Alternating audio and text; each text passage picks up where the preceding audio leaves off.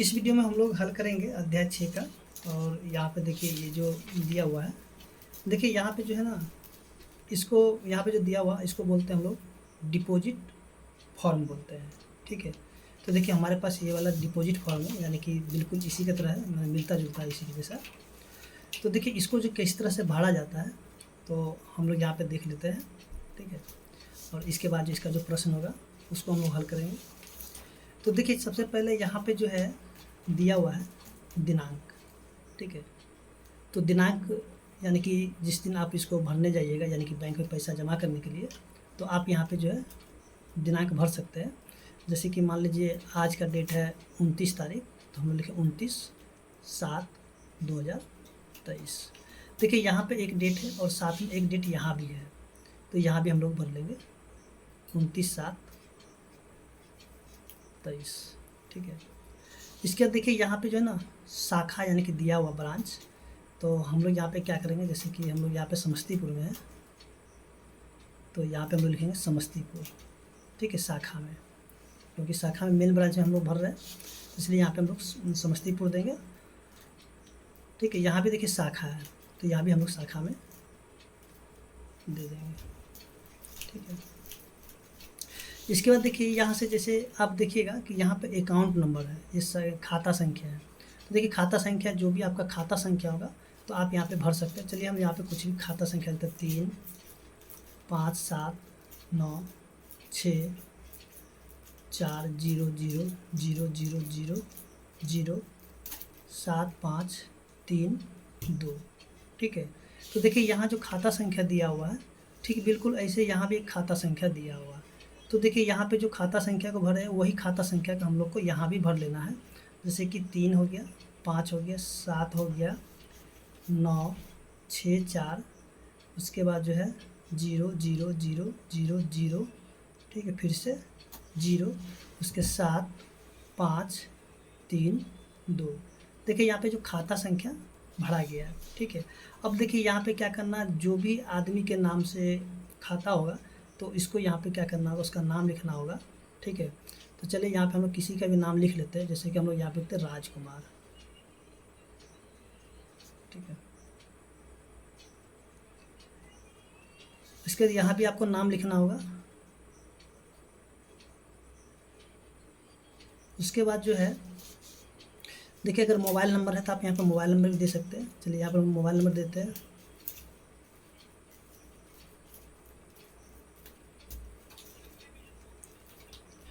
ठीक है, इसके बाद देखिए यहाँ से जो है ना, अब आपको जो कितने रुपए जमा करना होगा, तो चलिए हम लोग यहाँ पे जमा करते हैं 4500 रुपये। ठीक है, 4500 रुपये यानी कि 4500, 4500 रुपये मात्र। ठीक है, और यहाँ भी हम लोग क्या करेंगे, शब्दों में लिखेंगे, हिंदी में लिखना है या फिर इंग्लिश में लिखना है तो आप यहाँ पे लिख सकते हैं। तो लिखेंगे 4500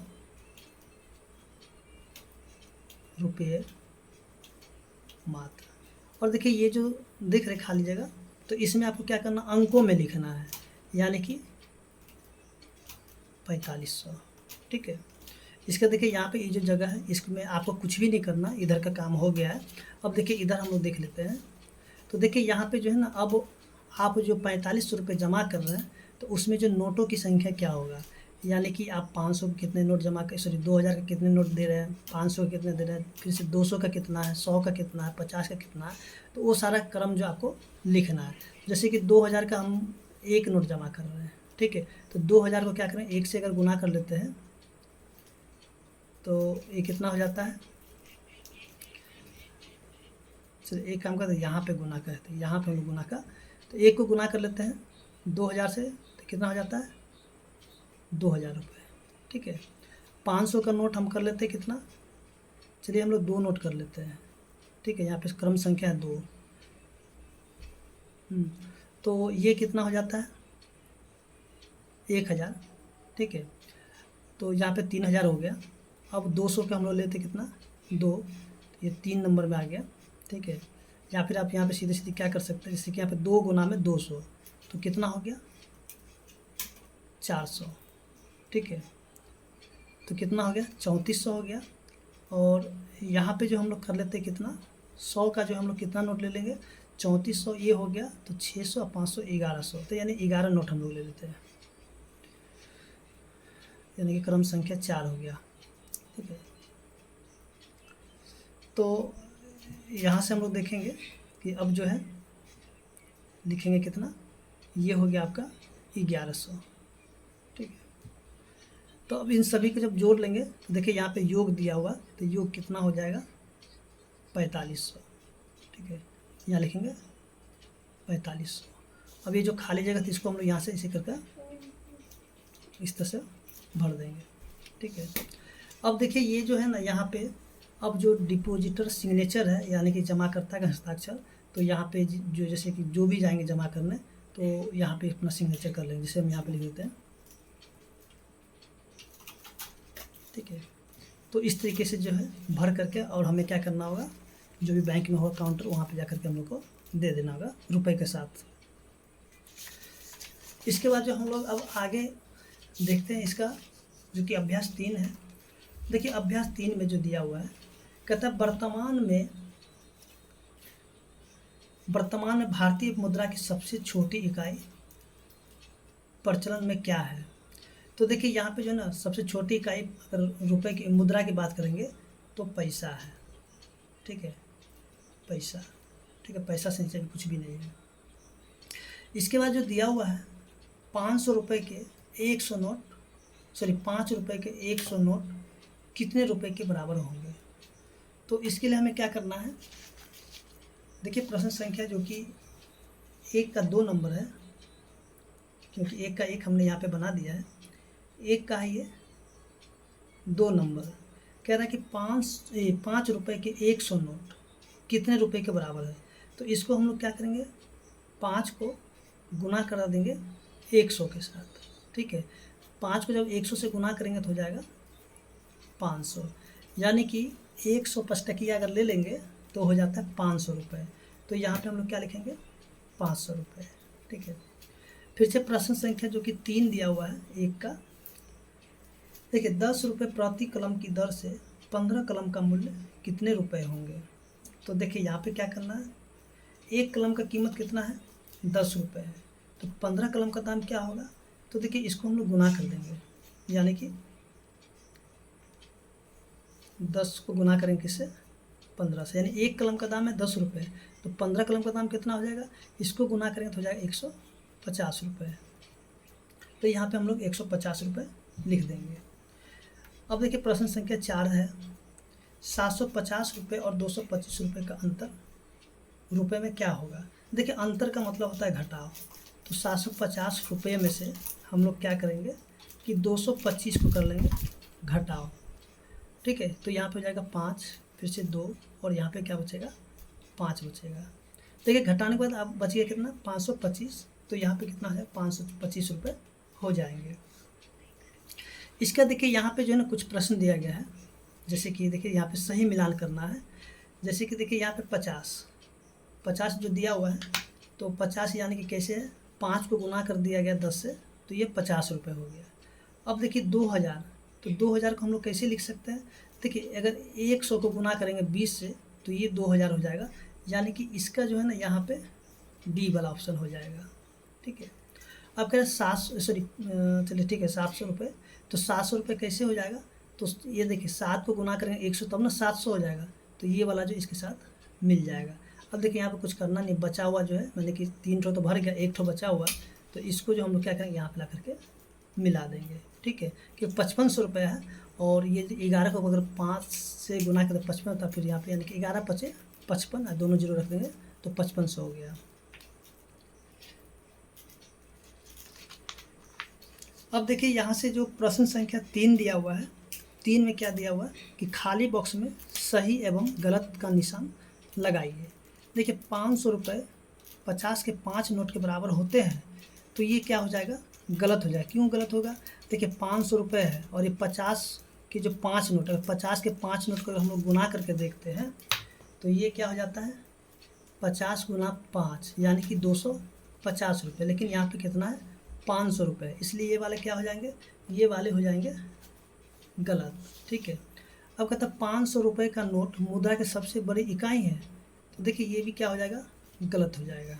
ठीक है, क्योंकि बड़ा जो 500 रुपये तो ही बड़ा था, 500 रुपये से और भी बड़ा होता है। ठीक है, अब देखिए यहाँ पे 200 रुपये को अगर 4 बच्चों में बांटना तो प्रत्येक बच्चे को 50 रुपये मिलेंगे, तो ये बिल्कुल सही होगा।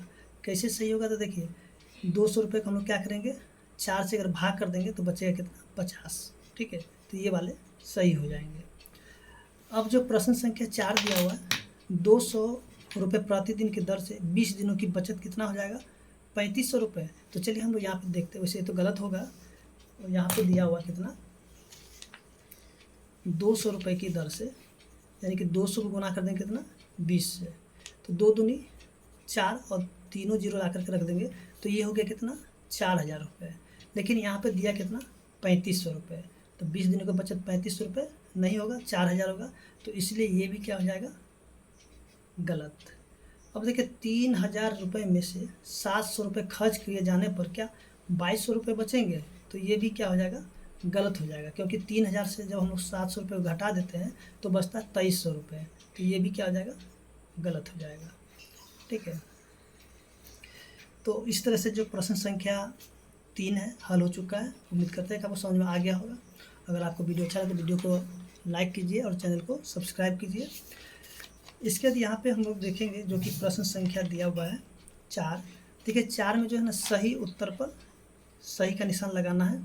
देखिए जैसे कि देखिए अर्चना के पास कितना 200 रुपये खर्च करने के बाद 700 रुपये बच जाते हैं, तो अर्चना के पास पहले कितने रुपये थे। देखिए ये 200 रुपये खर्च किए, अब पहले ये क्या करता है खर्च करने का 700 रुपये अभी भी बच जाता है, तो 7 और 2 कितना था 900 रुपये। तो देखिए 900 रुपये यहाँ घ में, तो यहाँ पे घ में टिक मार देंगे। अब देखिए 50 रुपये के 7 नोट कितने रुपये के बराबर होंगे, तो देखिए 50 को गुना करते हैं 7 से, तो 7 पचे 35 यानी कि 350। तो देखिए यहाँ पे 350 वाला कोई भी मतलब ऑप्शन नहीं है, तो इसके लिए हम लोग मारेंगे इनमें से कोई नहीं। ठीक है, इसमें से कोई भी उत्तर नहीं है, क्योंकि इसको गुना करने पे आता है 350 रुपये, 350 का ऑप्शन है ही नहीं। अब देखिए यहाँ से जो है प्रश्न संख्या 3 दिया हुआ है। देखिए प्रश्न संख्या 3 में जो अगर हम लोग देखते हैं जो कि दिया हुआ है, सीता ने 42 रुपये प्रति पुस्तक की दर से 5 पुस्तक खरीदी, तो उसने कुल मिलाकर के कितने रुपए खर्च किए। तो देखिए यहाँ से जो हम लोग देखते हैं कि 42 को हम लोग गुना कर लेते हैं, 42 गुना 5 तो 210 हो जाता है, 5 10 के 0 5 20 21 यानी कि 210 रुपये। तो देखिए यहाँ पे 210 रुपये गौ में है, तो गौ में हो जाएगा। ठीक है, इसके बाद जो है यहाँ से एक मजदूर की मजदूरी प्रतिदिन 160 रुपये है और वह 480 रुपये में कितने दिन काम कर सकता है। तो देखिए इसके लिए हम लोग क्या करेंगे कि 480 को जो है ना 160 से कर देंगे भाग, तो ये 3 बार में कट जाएगा, तो इसका उत्तर होगा 3 दिन। ठीक है, कितना होगा 3 दिन। अब देखिए मुद्रा की सबसे बड़ी इकाई क्या होगा, तो मुद्रा की सबसे बड़ी इकाई होगा रुपया। ठीक है, तो इस तरीके से हम लोग देखेंगे जो कि प्रश्न संख्या 5 है हल हो चुका है। उम्मीद करते हैं कि आपको समझ में आ गया होगा।